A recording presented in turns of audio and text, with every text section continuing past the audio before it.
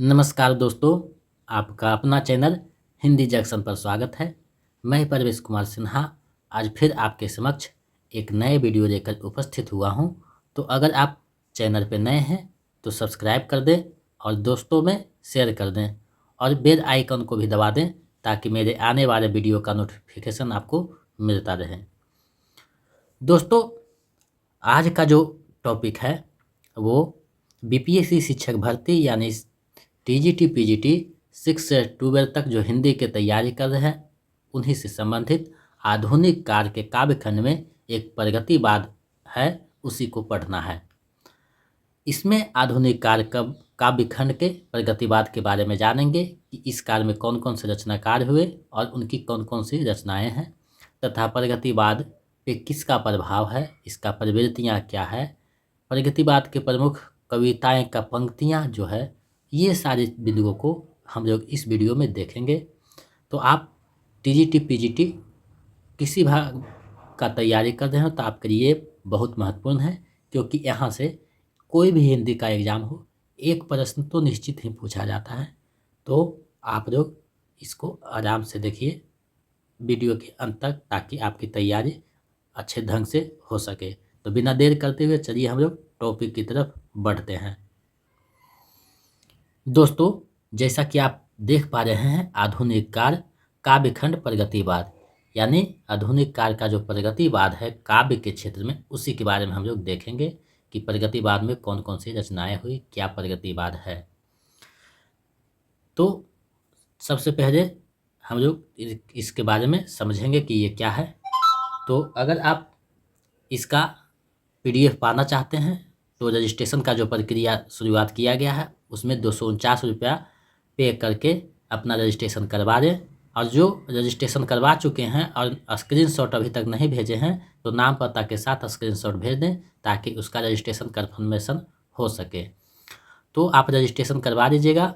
तो आपको जो है जब तक एग्ज़ाम होगी नहीं तब तक आपको जो है पूरा पीडीएफ जो पढ़ाएंगे पीडीएफ आपको मिलता रहेगा और आपकी तैयारी में जो है महत्वपूर्ण भूमिका निभाएगा। तो आप लोग जल्दी से जल्दी रजिस्ट्रेशन करवा दें और अपनी तैयारी को मजबूती प्रदान करें, क्योंकि बीपीएससी का एग्ज़ाम जो है बहुत ही हाई लेवल का एग्ज़ाम है, स्टेट से थोड़ा सा बहुत ऊपर लेवल का एग्ज़ाम है। तो आप लोग टीजीटी पीजीटी कोई भी चीज़ का तैयारी कर रहे हैं तो आप लोग रजिस्ट्रेशन करवा कर इसका जो है पीडीएफ प्राप्त कर सकते हैं और प्रैक्टिस सेट का भी पीडीएफ दिया जाएगा।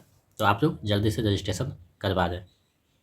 और टेलीग्राम चैनल पर नहीं जुड़े हैं तो जुड़ जाइए, जिसका लिंक वीडियो के डिस्क्रिप्शन में दिया हुआ है, वहाँ भी कुछ पीडीएफ दिया हुआ है, देख सकते हैं। तो चलिए हम लोग बढ़ते हैं। सामान्यतः 1936 ईस्वी से 1943 ईस्वी तक हिंदी कविता के क्षेत्र के इतिहास में यानी क्षेत्र में एक विशेष आंदोलन चला जिसे प्रगतिवाद के नाम से जाना जाता है। प्रगतिवाद का अर्थ विशुद्ध मार्क्सवादी विचारों से लिया जाता है। राजनीति में जो मार्क्सवाद या समाजवाद या फिर साम्यवाद है, साहित्य में वही प्रगतिवाद है। प्रगतिवाद का संबंध मार्क्सवादी आंदोलन से है। इस आंदोलन का शुरुआत पाश्चात्य देशों में हुआ। वर्ष 1935 ईस्वी में E.M. फोस्टर ने पेरिस में प्रगतिशील लेखक संघ की स्थापना किया, जो साहित्य के माध्यम से समाजवादी विचारों के प्रचार को साहित्यकार का लक्ष्य घोषित किया। यहाँ देखिए दो चार बातें स्पष्ट होती है कि सामान्यतः 1936 ईस्वी से 43 के ईस्वी के बीच का जो समय है वो प्रगतिवाद के अंतर्गत आता है। और प्रगतिवाद जो है मार्क्सवादी विचारधारा का प्रभाव है, इस पर समाजवादी विचारधारा का प्रभाव है। तो इसमें जो है मार्क्सवादी विचार का प्रभाव होने के कारण ये जो है जनजीवन का बात करेगा, संघर्ष का बात करेगा। तो आप लोग इसको देख सकते हैं। और जो है इसका शुरुआत सबसे पहले पश्चिमी देशों में हुआ और 1935 में विश्व लेवल पर प्रगतिशील लेखक संघ का स्थापना किया गया। चलिए अब हम लोग और आगे बढ़ते हैं। भारत में प्रगतिवाद का शुरुआत 1936 ईस्वी से इसलिए मानी जाती है क्योंकि इसी वर्ष लखनऊ में प्रेमचंद की अध्यक्षता में प्रगतिशील लेखक संघ की स्थापना हुई। प्रगतिवाद ने छायावाद की भाषा, आध्यात्मिकता, व्यक्तिकता तथा काल्पनिक करुणा इत्यादि का विरोध किया और सामूहिकता, वर्ग संघर्ष, तथा सर्वहारा के विजय के स्वर को स्थापित किया। मार्क्सवाद का द्वंद्वात्मक भौतिकवाद प्रगतिवाद काव्य का आधार है। प्रगतिवादी कविता की भाषा बिंब, शब्द, मुहावरे, चित्र जनजीवन के बीच के हैं तथा इसकी शैली उपदेशात्मक है। युगांत लिखकर पंत जी ने युग की अंत यानी छायावाद के अंत की घोषणा कर दी थी तथा युगवाणी में इन्होंने प्रगतिवाद को युग की वाणी कहा है। इन्होंने रूपाभ नामक पत्रिका में प्रगतिवादी विचारों को और अधिक स्पष्ट किया है। यहाँ भी देखिए कुछ बातें निकल कर आई कि भारत में जो है 1936 में जो है प्रगतिशील लेखक संघ का स्थापना मुंशी प्रेमचंद की अध्यक्षता में लखनऊ में जो सम्मेलन हुआ वहाँ किया गया था। और ये जो है जो छायावाद चला आ रहा था उसके विचार का ये है विरोध किया। और इन्होंने सामूहिकता माने सभी का बात करता है, वर्ग संघर्ष यानी जो संघर्ष कर रहा उसका बात करता है और सर्वहारा के विजय का स्वर को स्थापित करता है। ये जो है जनजीवन का बात करता है। आपको पहले ही हम बता चुके हैं कि मार्क्सवाद जो है जनजीवन का बात करता है, तो ये कविता भी है जनजीवन के बीच की जो है बात उसको जो है अपनी काव्य में स्थान देता है। यानी जनजीवन के जो शब्द मुहावरे चित्र हैं उसको ये रेखांकित करते हैं। तो ये बातें स्पष्ट हो गई। अब हम लोग जो है प्रगतिवाद के संबंध में विभिन्न विद्वानों के जो मत हैं उसके बारे में हम लोग जानते हैं, क्योंकि यहाँ से भी प्रश्न पूछे जाते हैं। तो सबसे पहले रामविलास शर्मा है, ये लिखते हैं कि हम में से कई लोग साहित्य में प्रगतिवाद नामक धारा का प्रतिपादन करने लगे। समकालीन साहित्य की अन्य सभी धाराएं इससे बाहर कर दी गई थी। सभी देशभक्त लेखकों का संगठन बनने के बदले वह अनेक धाराओं में केवल एक धारा का प्रतिनिधि बना। ये जो कथन है रामविलास शर्मा का है। अब हम लोग आगे कुछ कथन है उसको देखते हैं। तो अज्ञेय का कथन है कि प्रगतिवाद ने सत्य का राजनीतिकरण, सपाटीकरण, संकुचीकरण कर दिया, जबकि कड़ा सत्य जीवन इतने बंधे बनाए नहीं थे। डॉक्टर नगेंद्र लिखते हैं कि प्रगतिवाद समाजवाद की ही साहित्यिक अभिव्यक्ति है। बच्चन सिंह लिखते हैं कि प्रगतिवादी कवियों ने दस्तावेजी कविताएं काफ़ी संख्या में लिखी है। सुमित्रानंद पंत लिखते हैं कि प्रगतिशील कविता वास्तव में छायावाद की ही एक धारा है। दोनों स्वरों में जागरण का उदात्त संदेश मिलता है, एक में मानवीय जागरण का, दूसरे में लोक जागरण का। तो ये बातें जो है विभिन्न विचारकों विभिन्न विद्वानों के थे जो परीक्षा की दृष्टि से महत्वपूर्ण है, उसको मैंने यहाँ समाहित किया। अब जो है हम लोग प्रगतिवाद के जो प्रमुख कवि हैं उसके बारे में जानते हैं कि प्रगतिवाद के प्रमुख कवि कौन कौन हैं। तो सबसे पहले केदारनाथ अग्रवाल आते हैं। इनका जन्म 1911 ईस्वी कमासिन बांदा में तथा मृत्यु 2000 ईस्वी में हुआ था। ये अपनी काव्य यात्रा के आरंभिक दौर में बारेंदु उपनाम से रचनाएं करते थे। केन नदी से जो अत्यधिक लगाव के कारण इन्हें केन का कवि भी कहा जाता है। केदारनाथ अग्रवाल की प्रमुख रचनाएं इस प्रकार हैं।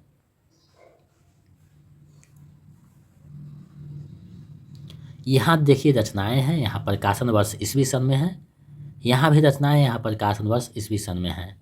तो सबसे पहले इनकी रचना आती है युग की गंगा 1947 में। उसके बाद नींद के बादल आते हैं 1947 में। रोक अरोक आते हैं 1957 में। फूल नहीं रंग बोलते हैं आते हैं 1965 में। आग का आईना आता है 1970 ईस्वी में। गुरमेहदी आता है 1978 में। पंख और पतवार आता है 1979 में। मार प्यार की थापे 1981 में।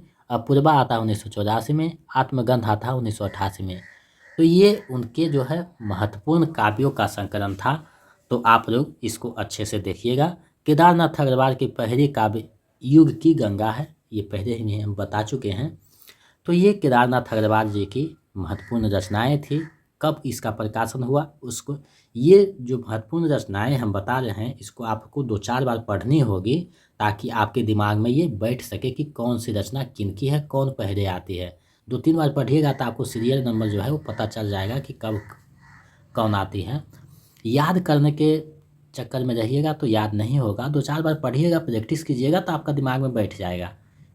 क्योंकि इतनी रचनाएं हैं कि आपको याद नहीं किया, सिर्फ ध्यान में रखना है कि कौन किन की रचना है और कौन कब आई थी। ये जो है आप 1-2 बार बैठ पढ़िएगा, 2-4 बार, तो आपको ध्यान में आ जाएगा। तो आप लोग रजिस्ट्रेशन करवा कर जो है इसका PDF पा सकते हैं। चलिए हम लोग आगे बढ़ते हैं। बच्चन सिंह का कथन है इनके संबंध में, केदारनाथ बागड़े के बारे में लिखते हैं बच्चन सिंह कि जहाँ तक प्रकृति चित्रण का संबंध है, केदार छायावादोत्तर कविता के सुमित्रानंदन पंत हैं। यानी ये जो है जिस प्रकार से सुमित्रानंदन पंत ने छायावाद में प्रकृति का चित्रण किया, तो केदारनाथ भी प्रगतिवाद में जो है उसी प्रकार जो है चित्रण किया। तो ये लिखते हैं कि छायावादोत्तर कविता के सुमित्रानंदन पंत हैं। तो ये ध्यान में रखिएगा। अब हम लोग जो है आगे बढ़ते हैं, नागार्जुन जो है उनके बारे में जानते हैं। तो इनका जन्म 1911 तरौनी दरभंगा में तथा मृत्यु 1998 ईस्वी में हुआ। इनका मूल नाम जो है वैद्यनाथ मित्र है। इनका पहला साहित्यिक नाम यात्री नाम से ये भी कविता लिखते थे। संस्कृत और मैथिली में जो है नाम से कविताएं लिखते थे, ये जो है दिया गया है। इनको पत्रहीन नग्न गाछ के लिए साहित्य अकादमी पुरस्कार से नवाजा गया, यानी साहित्य अकादमी पुरस्कार जो इन्हें मिला था। अब जो है हम लोग इनकी प्रमुख काव्य कृतियाँ हैं उसको देखेंगे। और रचना यहाँ देखिए, रचना वह है, यहाँ रचना वर्ष है ईस्वी सन में। तो सबसे पहले युग धारा आता है 1953 में। उसके बाद आता है सतरंग के पंखों बारे 1959 में। प्यासी पथराई आंखें आता है 1962 में। भस्मांकुर आता है 1971 में। तालाब की मछलियाँ आता है 1975 में। खिचड़ी विप्लव देखा हमने 1980 में। तुमने कहा था 1980 में। हजार हजार बाहों बारी 1981 में। पुरानी जुतियों का कोरस 1983 में। इस गुब्बारे की छाया में 1989 में। तो ये रचनाएं इनकी बहुत ही प्रसिद्ध रचना है, जिसको आपको 2-4 बार देखना होगा, दिमाग में नोट्स बनाना होगा। अब हम लोग इन विभिन्न विचारकों के इनके बारे में कथन है उसको देखते हैं। नामवर सिंह का कथन है कि लोकप्रियता, कलात्मक सौंदर्य के संतुलन और सामंजस्य का जितना सफलता से हल किया, उतना सफलता से हिंदी के बहुत कम कवि कर पाए। यानी ये जो है बात नागार्जुन के बारे में नामवर सिंह देखते हैं। बच्चन सिंह लिखते हैं कि नागार्जुन के भाषिक मुहावरे ठेठ गांव के हैं। जहां संस्कृत की सधी हुई पदावली मिलेगी, वहां पर भी गवाई रंग चढ़ा हुआ है। एक ही कविता में वे सफलतापूर्वक कई प्रकार की पदावलियों, छंदों, लयों का प्रयोग करते हैं। छंदोबद्ध कविताओं में मैदानी नदियों का संयमित प्रवाह है, तो मुक्तक छंदों में पहाड़ी नदियों का चंचलता। ये जो कथन है बहुत ही महत्वपूर्ण है। VVI इसको आप मान सकते हैं। ये बच्चन सिंह का जो कथन है वो VVI कथन है। इसको आप अच्छे से रट दीजिएगा। इसको जो है 2-4 बार पढ़ करके इसको जान देना है, क्योंकि ये लगभग पूछा जाएगा। VVI है क्योंकि बहुत ही महत्वपूर्ण ये कथन है। अब हम लोग जो है रामविलास शर्मा के देखते हैं। वे लिखते हैं कि नागार्जुन जो है जितने क्रांतिकारी सचेत रूप से हैं, उतने अचेत रूप से भी हैं। तो ये जो है रामविलास शर्मा का कथन है। अब हम लोग जो है प्रगतिवादी कवि के जो शिवमंगल सिंह सुमन है अगले कवि, उसके बारे में जानते हैं। तो इनका जो जन्म है 1915 ईस्वी उन्नाव में तथा मृत्यु 2002 में हुआ। इनके द्वारा महत्वपूर्ण काव्य लिखा गया जो है, यहाँ देखिए रचना, यहाँ प्रकाशन वर्ष है, यहाँ भी रचना, यहाँ प्रकाशन वर्ष है। तो हिरोल आता है, उसके बाद जीवन के गान आता है। युग का मोड़ आता है 1945 में। प्रलय सृजन आता है 50 में। विश्वास बदलता है गया, उसके बाद हिमालय, विंध्य हिमालय आता है 1960 में। मिट्टी की बारात आता है 1972 में। बाने की व्यथा आता है 1980 में। पर आंखें नहीं भरे हम पक्षी उन्मुक्त गगन की, ये इनकी प्रसिद्ध रचना है। इनकी जो रचनाएं हैं वो आपको ध्यान में रखना है। प्रकाशन वर्ष इनकी नहीं पूछी जाएगी, सिर्फ यहाँ हम थोड़ा सा जानने के लिए दे दिए हैं कि हो सकता है एक आध जो है उसको पूछा जाए, तो आप लोग इसको अच्छे से देखिएगा। चलिए हम लोग आगे बढ़ते हैं और नेक्स्ट जो कवि हैं उनके बारे में जानते हैं। तो वासुदेव सिंह त्रिलोचन आते हैं नेक्स्ट कवि, तो उनके बारे में हम लोग देखते हैं।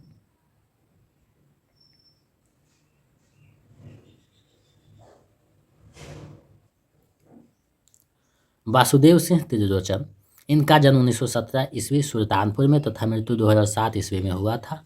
मुक्तिवेद जो है इन्हें अवध का किसान कवि कहा है। यानी त्रिलोचन को जो है मुक्तिवेद जो है अवध का किसान कवि कहा है।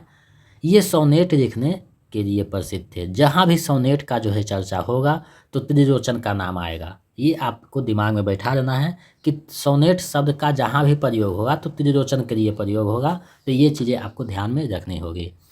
त्रिलोचन जी की जो प्रमुख रचनाएं हैं उसको हम लोग देखते हैं। इधर काव्य है, इधर प्रकाशन वर्ष है, इधर काव्य है, इधर प्रकाशन वर्ष है। तो सबसे पहले धरती है 1945 में, गुलाब और बुलबुल है 1956 में। आगे हम लोग बढ़ते हैं। उसके बाद दिगंगत है 1957 में, ताप के ताए हुए दिन 1980 में, उस जनपद का कवि हूँ 1981 में, अरधान है 1984 में, तुम्हें सौंपता हूँ 1950 में, फूल नाम है एक 1985 में, अनकहने भी कुछ कहनी है 1985 में, सबका अपना आकाश 1987 में। तो ये जो महत्वपूर्ण रचनाएं हैं इसको आप 2-4 बार आपको देखना होगा।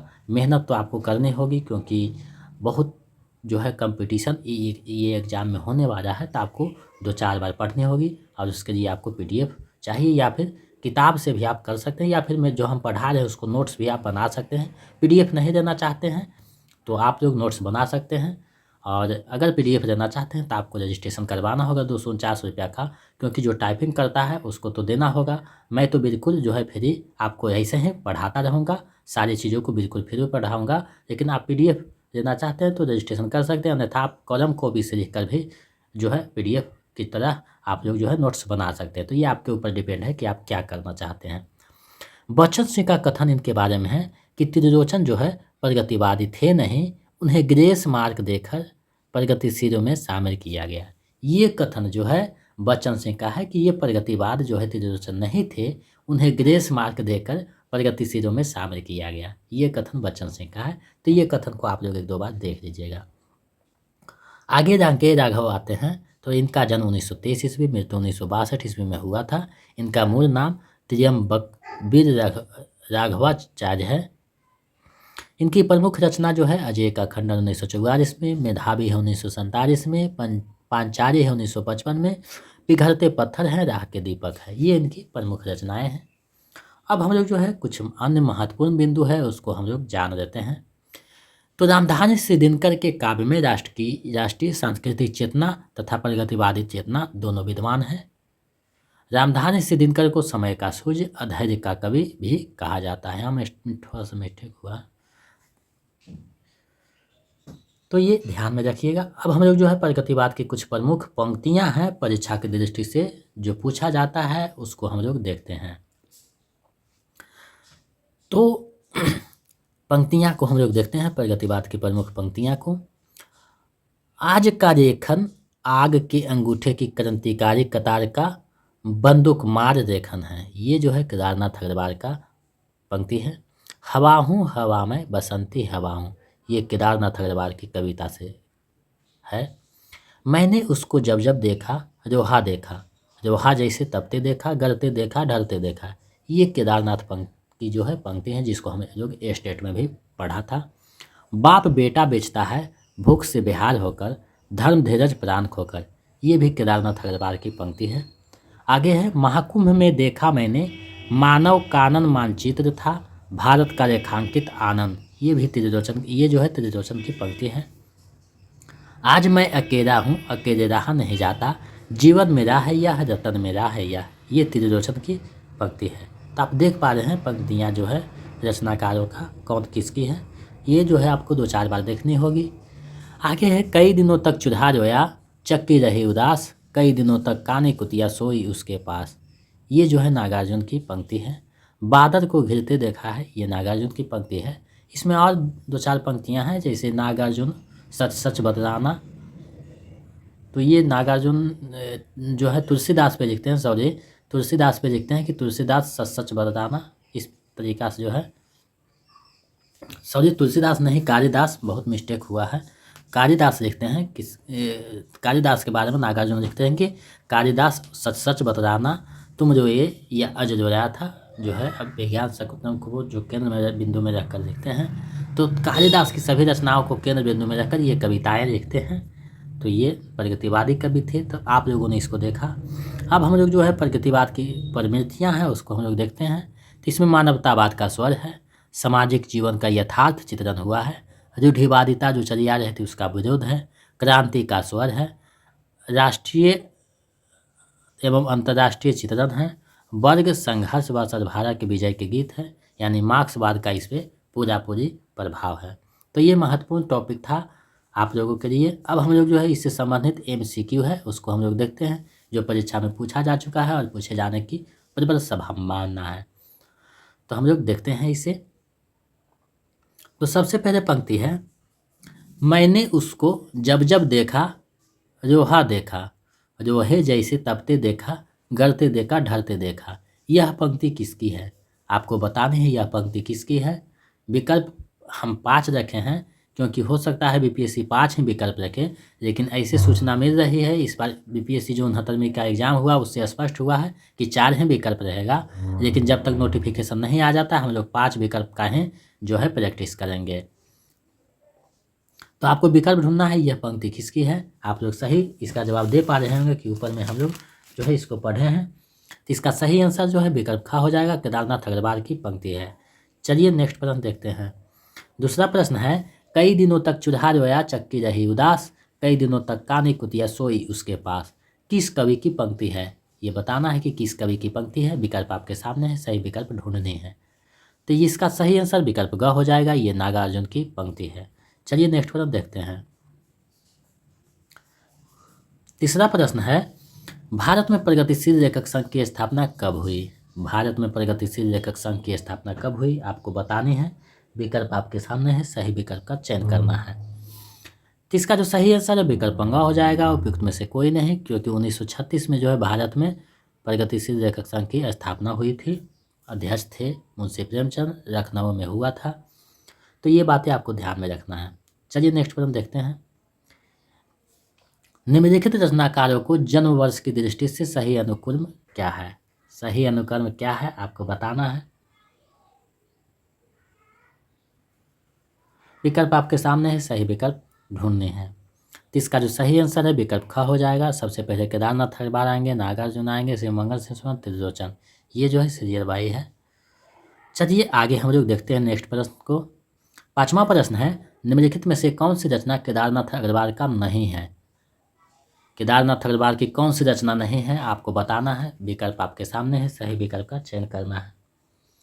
तो इसका जो सही आंसर है विकल्प अंगा हो जाएगा, उपयुक्त में से कोई नहीं, क्योंकि आग का आईना भी है, युग की गंगा भी है, नींद के बादल भी हैं। तो उपयुक्त में से कोई नहीं हो जाएगा, क्योंकि नहीं पूछा है। चलिए नेक्स्ट प्रश्न देखते हैं। 6ठा प्रश्न है, यह निर्विवाद है कि कबीर के बाद हिंदी कविता में नागार्जुन से बड़ा व्यंग्यकार अभी तक कोई नहीं हुआ। उपयुक्त कथन किसका है? ये कथन किसका है आपको बताने हैं। तो ये जो है नामवर सिंह का कथन है, विकल्प का सही हो जाएगा। चलिए हम लोग आगे बढ़ते हैं। 7वां प्रश्न है, प्रगतिवाद केवल साम्यवादी मार्ग को ही अपनाने के लिए विवश है, जबकि प्रगतिशील किसी भी वाद विशेष से आबद्ध नहीं है। यह विचार किसका है आपको बताने हैं। ये पिछले बार TGT में पूछा जा चुका है, तो आप लोग इसका जो है सही जवाब दे पाइए। तो इसका जो सही आंसर है विकल्प ग हो जाएगा, गणपति चंद्र गुप्त का ये कथन है। आपका जो तैयारी है TGT से नेट लेवल पर की जा रही है, तो जो नेट का तैयारी कर रहे हैं उसमें भी ये फायदेमंद है। जो EMRS PGT का तैयारी करें उसके लिए भी महत्वपूर्ण है।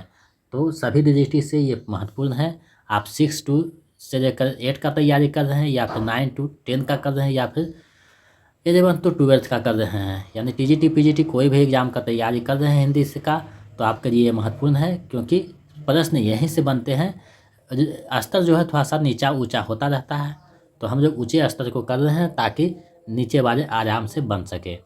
8वां प्रश्न है, निम्नलिखित में से नागार्जुन की रचना कौन सी है? निम्नलिखित में से नागार्जुन की रचना कौन सी है आपको बतानी है। विकल्प आपके सामने है, सही विकल्प का चयन करना है।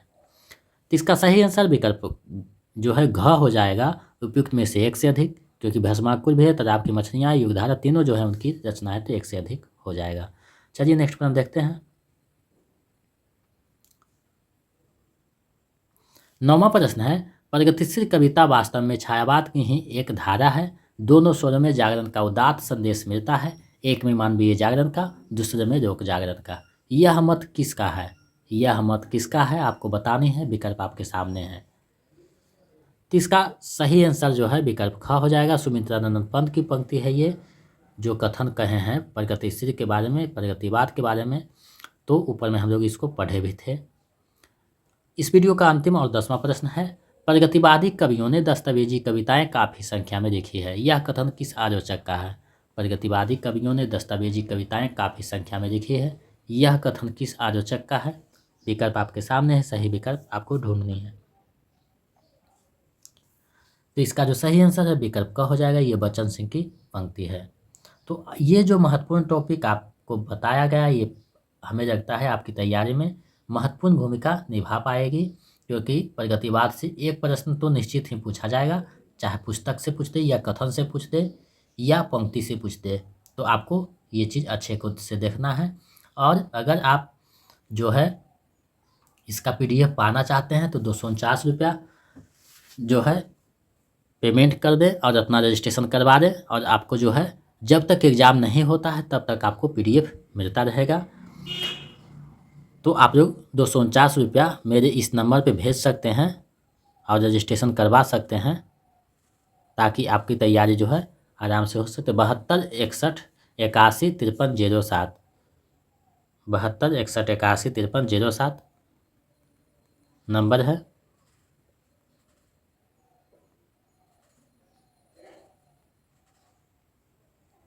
इस पे आप लोग जो है 249 रुपये पेमेंट कर इसी नंबर पे व्हाट्सएप कर दीजिएगा स्क्रीनशॉट लेकर जो पेमेंट किए हैं और नाम पता, ताकि आपका कॉन्फर्मेशन हो सके और इधर से मैसेज जाएगा आपकी सफलपूर्वक रजिस्ट्रेशन होने का। तो आप लोग रजिस्ट्रेशन करवा सकते हैं और PDF पा सकते हैं, या फिर आप लोग PDF नहीं लेना चाहते हैं तो आप लोग नोट्स भी बना सकते हैं। ये आपके ऊपर डिपेंड है कि आप किस तरीक़ा से पढ़ना चाहते हैं। तो अगर आप लेना चाहते हैं नोट्स इसका PDF, तो इस बार जो है आपको 249 रुपया पेमेंट करना होगा रजिस्ट्रेशन के लिए, क्योंकि जो टाइपिंग करता है अभी से लेकर आपके एग्ज़ाम तक वो टाइपिंग करेगा, तो उसको तो खर्च देना होगा। और अगर जो है नहीं देना चाहते हैं तो आप कॉपी पे नोट्स बना सकते हैं। तो ये आपके ऊपर डिपेंड है कि आप कैसे कीजिएगा। हम तो इस जो है चैनल पे ऐसे ही आपके समक्ष जो है वीडियो जाता रहूँगा और आपकी तैयारी को गति प्रदान करता रहूँगा। तो नोट्स से और हमारे वीडियो से कोई मतलब नहीं है, हम वीडियो आपको फ्री में प्रोवाइड करते रहेंगे। चाहे आप रजिस्ट्रेशन करें या ना करें, आपको वीडियो मिलता रहेगा।